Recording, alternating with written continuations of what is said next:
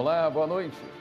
Plenário do Supremo valida a lei que incluiu cooperativas médicas no regime de recuperação judicial. STJ afasta presidente do Tribunal de Justiça de Mato Grosso do Sul e mais 4 desembargadores por suspeita de venda de sentenças. Polícia Federal desarticula grupo criminoso que fazia distribuição ilegal de anabolizantes no Espírito Santo.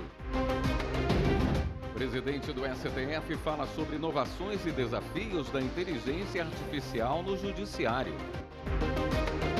Ministro Dias Toffoli é homenageado em lançamento de livro que marca trajetória de 15 anos no Supremo. E ainda, uma reportagem especial conta a história da carteira de trabalho, que foi criada em 1969 e de lá para cá registra a trajetória profissional dos brasileiros. O Jornal da Justiça desta quinta-feira, 24 de outubro, começa agora.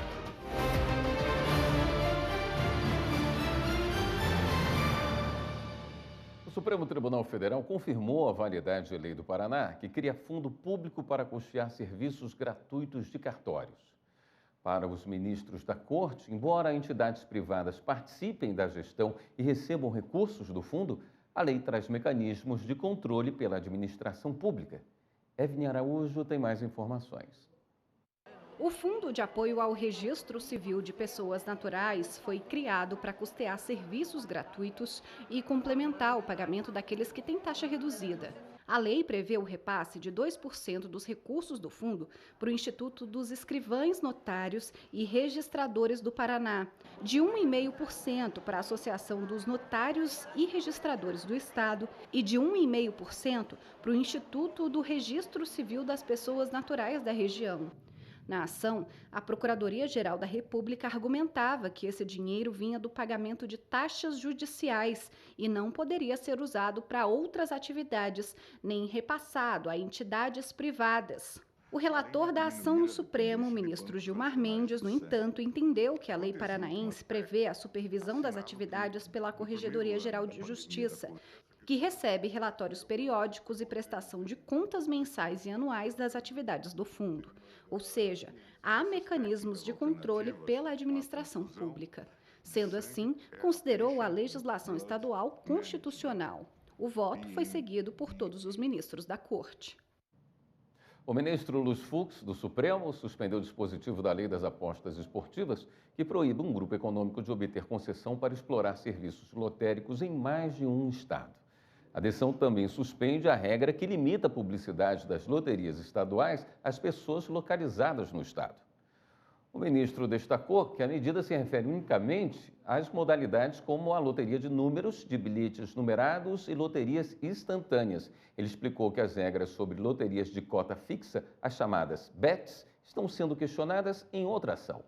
A liminar vale até que o STF conclua o julgamento da ação em que governadores de 6 estados e do Distrito Federal questionam a regra no STF.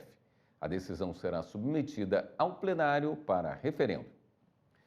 O presidente do Supremo, ministro Luiz Roberto Barroso, deu uma aula magna num seminário promovido pela Associação dos Juízes Federais do Brasil. Quem acompanhou foi o repórter Pablo Lemos. O seminário abordou o papel do judiciário na regulação, propriedade intelectual e concorrência na economia brasileira.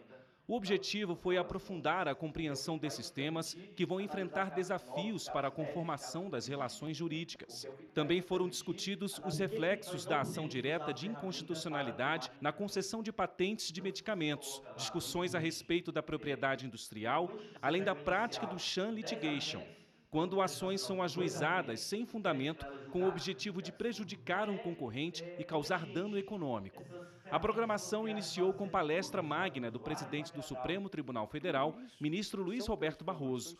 Ele falou sobre a inteligência artificial no judiciário, inovação e desafios na era digital. Quando a gente pensa em novas tecnologias, a gente tem que olhar sob um ângulo duplo. Como as novas tecnologias impactam o direito e como o judiciário internamente deve lidar com essas novas tecnologias. Não vai haver uma substituição de juízes por máquinas de inteligência artificial, mas vai haver uma sinergia que eu considero muito positiva e produtiva. Nós temos 2 projetos hoje, um no Paraná, no Tribunal de Justiça do Paraná, e outro no Tribunal Regional do Trabalho da 4ª Região, de pesquisa de precedentes com base na inteligência artificial. Quando a ferramenta estiver apurada, o juiz que ainda continuar indo procurar no papel ou procurar em diferentes sites não vai conseguir ter o trabalho eficiente de quem é capaz de resgatar em segundos os precedentes sobre aquela matéria. Portanto, a regulação é importante, mas a gente precisa trabalhar sem medos do progresso. O ministro Dias Toffoli foi homenageado ontem à noite com um livro sobre os 15 anos de atuação no Supremo Tribunal Federal. Repórter Viviane Novaes acompanhou.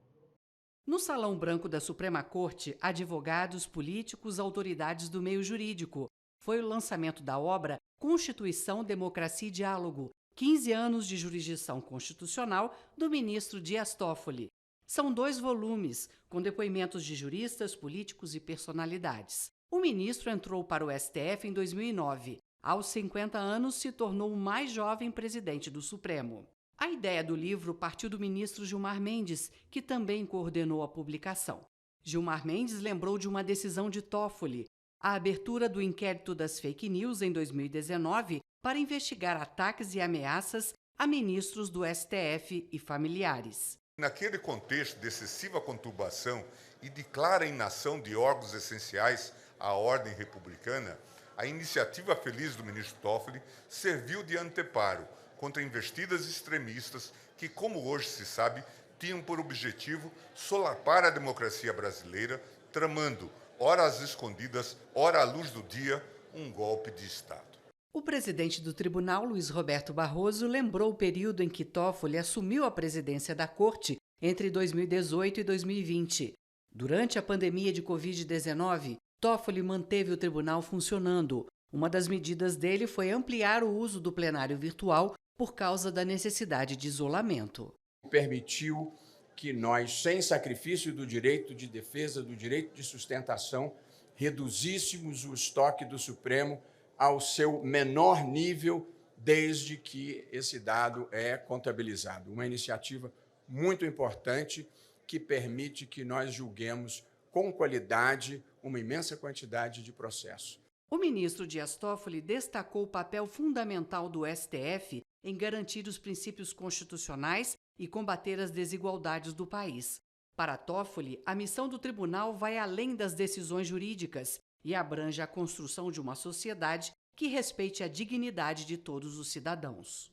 Nestes 15 anos de jurisdição constitucional, pude testemunhar e contribuir para a atuação do Supremo Tribunal Federal como facilitador do diálogo e da conciliação, bem como guardião da segurança jurídica, da própria democracia, dos direitos sociais e culturais e das garantias individuais, sempre respeitando as competências constitucionais e legais dos outros poderes e instituições. O Superior Tribunal de Justiça alerta sobre tentativas de golpe com e-mails falsos em nome do tribunal. Repórter Jéssica Castro. Se você recebeu recentemente por e-mail uma suposta intimação para participar como testemunha de um processo e este comunicado está assinado em nome do Superior Tribunal de Justiça, tome muito cuidado. Algumas pessoas têm recebido e-mails falsos escritos por terceiros, alegando ser do tribunal para roubar dados pessoais. Então, antes de clicar em qualquer link ou abrir qualquer anexo supostamente enviado pelo STJ, fique atento. As mensagens mais recentes têm sido enviadas por presidente_oficial_justiça@stj.com.br e esta conta não é vinculada ao tribunal. A orientação é que você adicione esse endereço de e-mail à sua lista de lixo eletrônico, chamada também de spam, e exclua a mensagem. E outra dica, as contas oficiais do Superior Tribunal de Justiça sempre terminam com @stj.jus.br.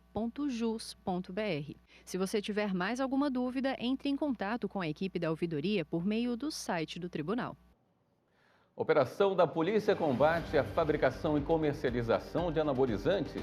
Polícia Federal fecha serrarias ilegais no sudoeste do Pará e 5 desembargadores são afastados do TJ do Mato Grosso do Sul. Confira os destaques.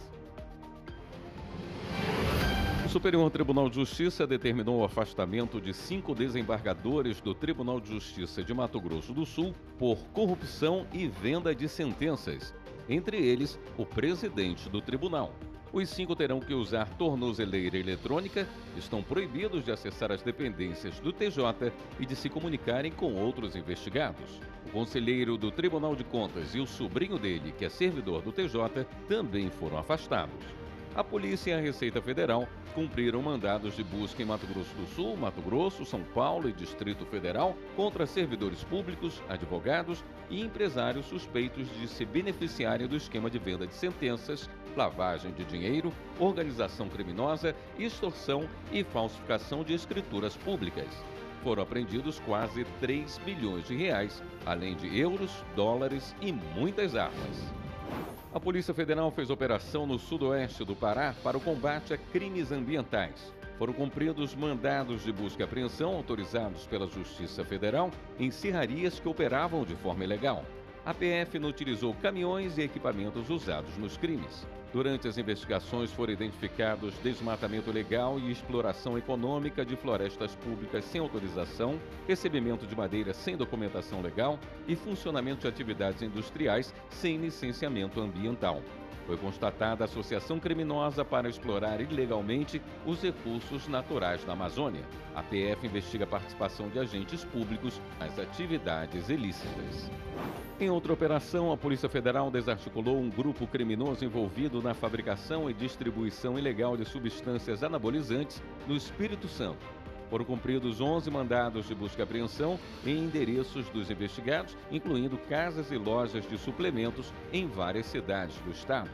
O objetivo da operação foi proibir a disseminação de substâncias sem registro na Anvisa que podem causar danos à saúde dos consumidores. A investigação começou em 2021, após a descoberta de um laboratório clandestino de anabolizantes na cidade de Piúma.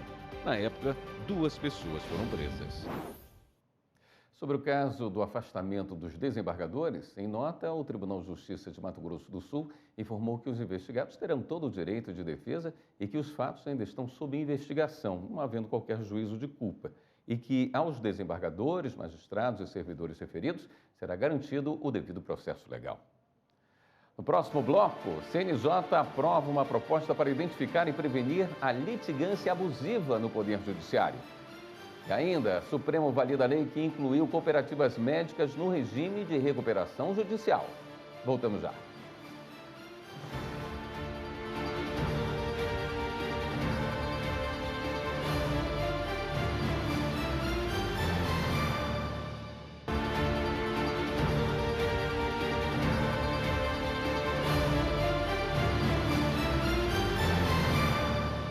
O Supremo, por maioria, validou a lei que permite a recuperação judicial de cooperativas médicas. A repórter Marta Ferreira acompanhou e traz mais informações.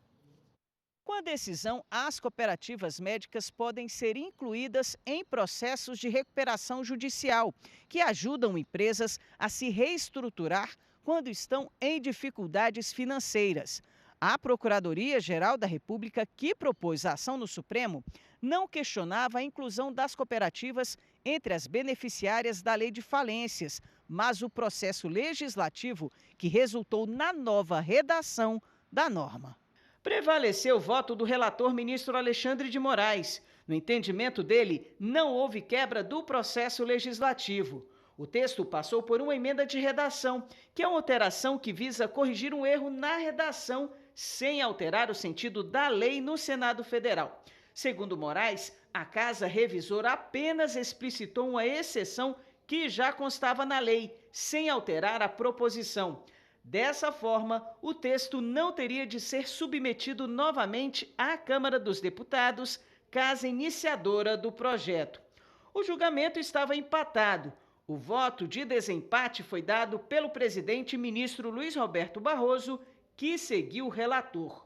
Portanto, não se aplica na relação entre a cooperativa e os cooperados, mas claramente não se excluiu a sua aplicação na relação das cooperativas em todas as outras relações que não sejam as relações com os cooperados.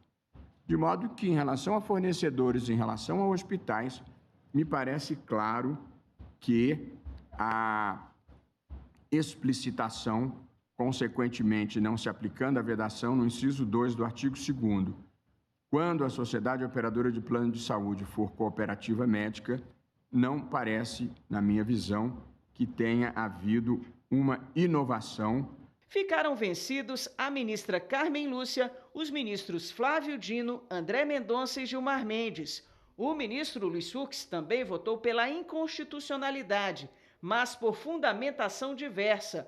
No seu entendimento, a inconstitucionalidade é material, uma vez que a lei tratou as cooperativas como sociedades empresárias. Os ministros também julgaram vários recursos que tratam das regras de compensação e de aterros do Código Florestal. As áreas de preservação permanente são áreas protegidas com função ambiental de preservar a paisagem, os recursos hídricos e a biodiversidade. Em geral, não é permitido construir em APPs, mas o Código Florestal brasileiro estabelece algumas exceções, como obras públicas de utilidade pública, interesse social ou atividades de baixo impacto. A discussão envolve recursos que questionam uma decisão anterior do próprio Supremo, que declarou inválida a inclusão da gestão de resíduos no conceito de utilidade pública, conforme previsto no Código Florestal. Na prática, o plenário julga um prazo para desativar aterros em áreas de preservação. O relator é o ministro Luiz Fux, que votou pelo parcial provimento dos pedidos, ou seja, pela constitucionalidade do artigo 48, parágrafo 2º do Código Florestal, com a manutenção do termo bioma e dos mecanismos compensatórios previstos. Atribuir efeitos prospectivos à declaração de inconstitucionalidade da expressão gestão de resíduos, constante do artigo 3º, inciso 8º-B da Lei Federal, Código Florestal, de sorte a possibilitar que os aterros sanitários já instalados ou em vias de instalação, ampliação na data da publicação da ata de julgamentos declaratórios, possam operar regularmente dentro da sua vida útil, sempre pressupondo licenciamento ambiental. Nesse sentido, votaram também os ministros Dias Toffoli, Gilmar Mendes, Cristiano Zanin, André Mendonça, Nunes Marques e Luiz Roberto Barroso. O ministro Alexandre de Moraes, que havia divergido no plenário virtual, reajustou o voto e seguiu o relator. Nós não podemos, como não fizemos, confundir esses aterros sanitários com lixões. E o tratamento dado, a tecnologia hoje dada, isso possibilita que não haja nenhum vazamento, que não haja nenhuma contaminação. O grande risco é exatamente à medida em que esses que já estão implantados com toda a tecnologia, não gerando danos ao meio ambiente, à medida que eles não encontrem outro local, a proliferação de lixões. A ministra Carmen Lúcia e o ministro Edson Fachin divergiram em parte do relator em relação ao prazo de manutenção de aterros em áreas de preservação. No mesmo sentido, havia votado a ministra aposentada Rosa Weber. Nós estamos a falar dessas instalações dentro de áreas de preservação permanente. Daí a preocupação de tratar de uma certa finitude disso. Compreendo o argumento do impacto econômico financeiro, que é indiscutivelmente vultoso. Compreendo a preservação também dos pactos, contratos, atos autorizativos, licenças, enfim, toda esta circunstância normativa há que ser, obviamente, preservada. Mas a preservação que está em questão, e estamos a tratar de um Código Florestal, portanto, de um código que se destina a regular a vida socioambiental, portanto, desenvolvimento com preocupação ambiental. Assim, o plenário, por maioria, seguiu o voto do relator, entendendo que os aterros em áreas de preservação podem operar até o fim da vida útil. atribuir efeitos prospectivos à declaração de inconstitucionalidade da expressão gestão de resíduos, constante do artigo 3º, inciso 8º, letra B da Lei Federal 12.651, de sorte a possibilitar que os aterros sanitários já instalados ou em vias de instalação ou ampliação possam operar regularmente dentro de sua vida útil, sempre pressupondo o devido licenciamento ambiental e observância dos termos e prazos dos contratos de concessão ou atos normativos autorizativos vigentes na data deste julgamento. Consequentariamente, não é necessário retirar, após o fechamento da unidade, o material depositado, observadas todas as normas ambientais aplicáveis. O Supremo iniciou nesta quarta-feira os debates sobre o artigo 4º da Lei do Marco Temporal, que define os critérios das terras tradicionalmente ocupadas pelos povos indígenas. Na audiência foram lidos os argumentos das 5 ações sobre o texto, apontando os pontos apresentados por cada parte do processo.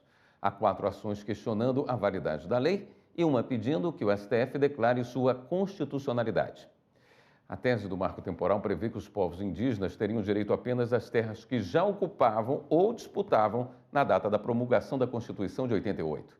Por maioria, o STF decidiu que a tese era inconstitucional. Em dezembro, antes da decisão do STF ser publicada, o Congresso Nacional editou a lei que retomou o marco temporal. Os participantes debateram a proposta da FUNAI e se comprometeram a apresentar novas sugestões na próxima reunião, no dia 4 de novembro. O Conselho Nacional de Justiça aprovou uma proposta para identificar e prevenir a litigância abusiva no Poder Judiciário, que pode ser compreendida como o ajuizamento excessivo de ações com o intuito de prejudicar uma das partes no processo. Os detalhes com Pablo Lemos. A litigância abusiva pode ser praticada de diversas maneiras, como, por exemplo, por meio de recursos que retardam o andamento do processo, de apresentação de provas falsas, de intimidação do adversário ou de testemunhas. Uma forma de coibir essa prática foi apresentada pelo presidente do Supremo Tribunal Federal e do Conselho Nacional de Justiça, ministro Luiz Roberto Barroso, e pelo corregedor do CNJ, ministro Mauro Campbell Marques. O ato normativo traz uma lista das espécies de condutas que podem ser caracterizadas como litigância abusiva. Entre elas estão as demandas artificiais, procrastinatórias, fraudulentas, que caracterizam o assédio processual ou violadoras do dever de mitigação de prejuízos. Segundo o CNJ, o ajuizamento excessivo de ações nesse sentido aumenta os custos processuais no Brasil e impacta o desenvolvimento econômico.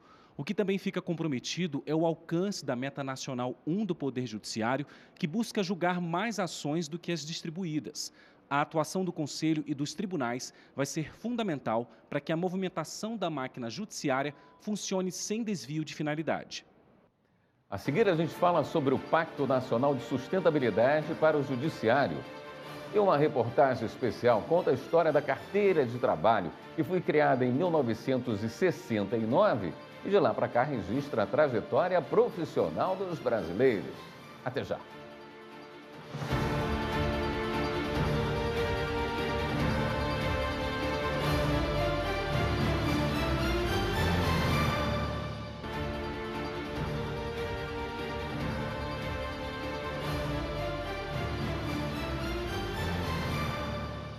O presidente do Supremo Tribunal Federal e do Conselho Nacional de Justiça, ministro Luiz Roberto Barroso, fez hoje uma aula magna durante a primeira Conferência Internacional sobre a Sustentabilidade no Sistema de Justiça. Durante a conferência, realizada no auditório do Conselho da Justiça Federal, foi assinado um Pacto Nacional de Sustentabilidade para o Judiciário. Quem acompanhou foi a repórter Carolina Chaves.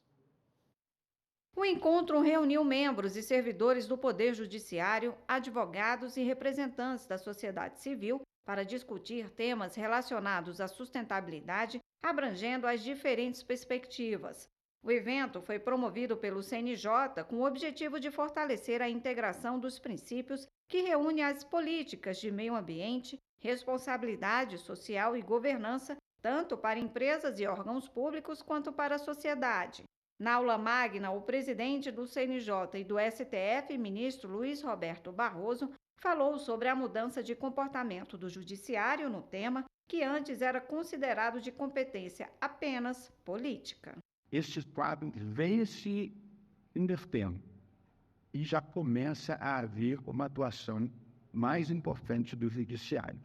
E aqui vale uma divisão: o judiciário quando atua para fora, ou seja, julgando causas, e o judiciário quando atua para dentro, o que ele está fazendo para ele próprio enfrentar a mudança climática. O ministro Barroso fez ainda reflexões sobre a mudança climática e os impactos no sistema de justiça.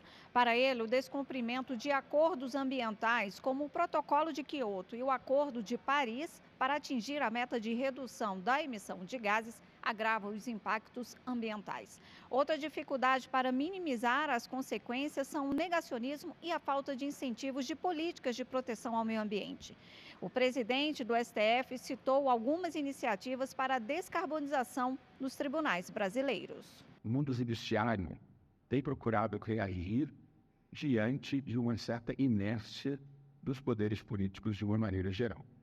Internamente, no judiciário brasileiro, nós, no Supremo Tribunal Federal, adotamos algumas políticas, fizemos acordo e estamos trabalhando uma resolução que vai determinar a todos os tribunais que apresentem os seus planos de descarbonização nas 3 etapas próprias: inventário, diminuição das emissões e compensação do que não possa ser reduzido, de modo a que o judiciário seja um judiciário carbono zero em menor espaço de tempo possível.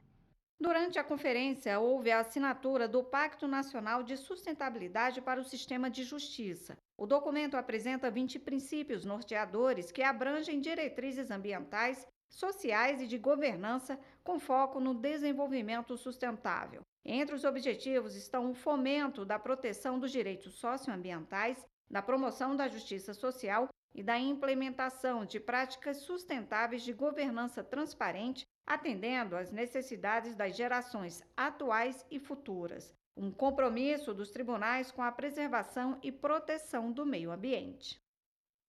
Ela registra a trajetória profissional de milhares de trabalhadores. A Carteira de Trabalho, ou a CTPS, como conhecemos hoje, foi criada em 1969, mas começou a ganhar forma 78 anos antes. E para conhecer um pouco mais sobre essa história, o repórter Rocine Gomes preparou uma reportagem especial.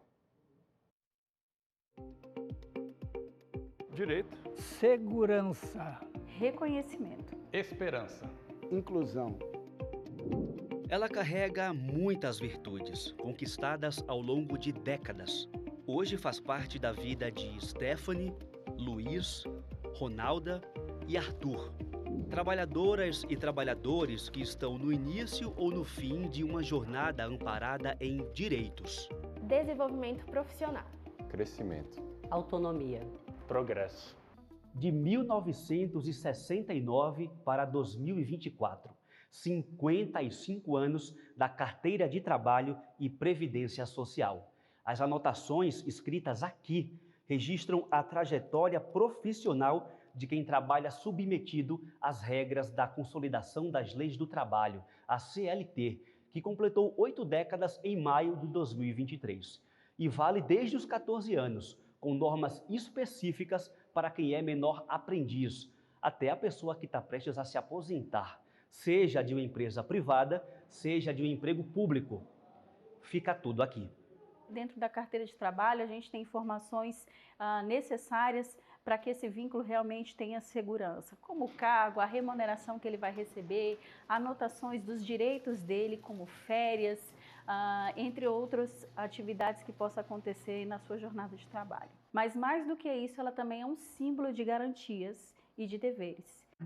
O documento é também um importante medidor econômico, capaz de traçar os índices de emprego formal no país.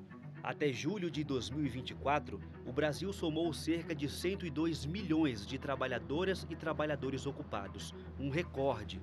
46% tem vínculo empregatício intermediado pela carteira de trabalho. Arthur faz parte disso sem nem saber.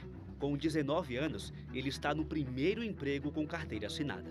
Eu gosto muito de vir trabalhar, de estar aqui, de poder ajudar os pacientes em si. No caso de Stephanie, 18 anos, o vínculo entre ela e a empresa é como jovem aprendiz. Está anotado na carteira de trabalho há 10 meses. Comecei na remuneração estratégica e passei para o desenvolvimento depois de uns meses. E tenho desenvolvido aí essa parte mais administrativa, convidando os possíveis novos colaboradores para o processo seletivo. Tenho aprendido muito, evoluído muito e conhecido novas pessoas, né? Conhecido pessoas no mercado de trabalho, fazendo essa parte de network, que é muito importante. Tem sido muito, muito gratificante. Prestes a completar 50 anos, a Azulzinha se modernizou. Em 24 de setembro de 2019, os brasileiros passaram a contar com a Carteira de Trabalho Digital, ou CTPS digital. Esse modelo substituiu a versão física, com acesso pelo computador ou pelo aplicativo. Ficou mais rápido e prático usar o documento. Luiz tem 23 anos e obteve a carteira de trabalho aos 18, quando a transição para o digital já havia sido iniciada. Foi um dos últimos a conseguir a versão física. Independentemente do papel ou da plataforma em que o vínculo com a empresa está registrado, sente orgulho do documento, que garante direitos trabalhistas. Acho realmente muito bom, de realmente ter essa comprovação, né? De mostrar ali que não é qualquer coisa, né? Realmente é algo que de fato prova, né? Que eu sou um trabalhador. Eu estava prezando isso para minha vida, né? De ter uma ocupação, de ter novos áreas, né, na minha vida.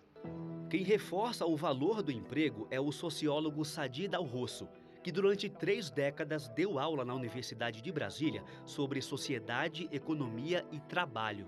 Um triângulo social que nos dias de hoje resulta em quase 54 milhões de pessoas negras ocupadas, homens e mulheres, a maioria no país. Por isso, o trabalho registrado tem ainda mais importância para quem ganha pouco e tem a pele vista sob os olhos do preconceito. Professor, e a pessoa que trabalha com carteira assinada, ela é vista socialmente de outra forma? Sem dúvida, porque a sociedade, digamos, ela olha muito para o valor que tem a carteira de trabalho. Dá mais dignidade para a pessoa, né? Dá mais argumentos que eu posso, eu tenho, eu faço, sabe? Essa coisa da sua capacidade de atuação, de que sua intervenção no processo de trabalho é uma intervenção muito importante. É nessa garantia que Ronalda se apoia.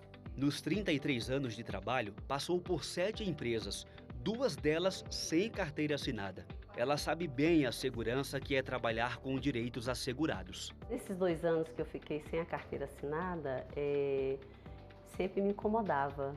Por quê? Porque eles não retiam o FGTS, daí eles poderiam até dizer que eu não trabalhava lá.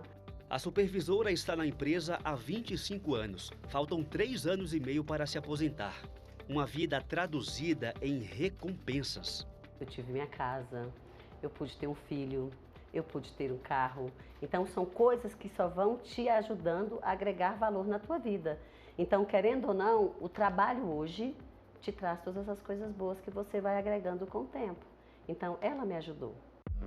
Como órgão máximo da Justiça Trabalhista, o Tribunal Superior do Trabalho desempenha um papel de estreita relação com a carteira de trabalho. Os dados que constam no documento são fundamentais para a solução de processos e garantia de direitos. O ministro Fabrício Gonçalves destaca a relevância das informações registradas. Se por acaso aqueles dados são irreais, é a Justiça do Trabalho que vai procurar a verdade real para que seja anotada na carteira de trabalho o dia real das férias, o verdadeiro salário, todo o tempo de trabalho, o que vai refletir na vida futura daquele trabalhador quando chegar ao ponto de aposentadoria. 55 anos de um símbolo, uma prova, um documento cheio de significados, que mais do que registra, dignifica. Quem tem a carteira assinada, né, se coloca num patamar melhor do que quem trabalha sem carteira assinada. O trabalhador, ao ter uma carteira de trabalho, ele tem um instrumento de luta em defesa das suas condições de trabalho. É digno ser um trabalhador, você tem isso assinado e você pode automaticamente, lá no futuro, usar disso aqui, falar assim, olha, eu trabalhei, eu ganhei e eu estou aqui. Esta edição do Jornal da Justiça fica por aqui. Uma boa noite para você. Até amanhã.